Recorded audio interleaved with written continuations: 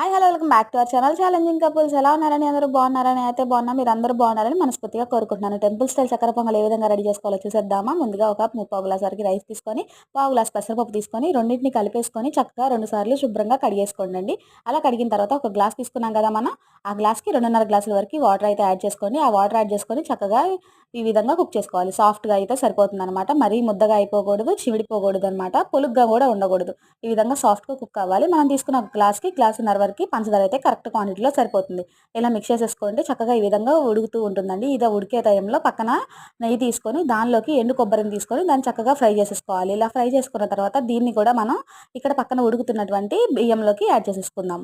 ఇలా బియ్యంలోకి యాడ్ చేసేసిన తర్వాత ఇప్పుడు మళ్ళీ నెయ్యి తీసుకొని దానిలోకి కిస్మిస్ని, బాదం పప్పుని యాడ్ చేసుకుంటున్నాను. మీకు నచ్చిన డ్రై ఫ్రూట్స్ కూడా యాడ్ చేసుకోండి. చక్కగా మిక్స్ చేసుకోండి. నెయ్యి కొంచెం ఎక్కువ పడుతుంది. టేస్ట్ కూడా అంతే సూపర్గా ఉంటుంది. అంతే, చాలా టేస్టీ చక్కెర పొంగల్ రెడీ.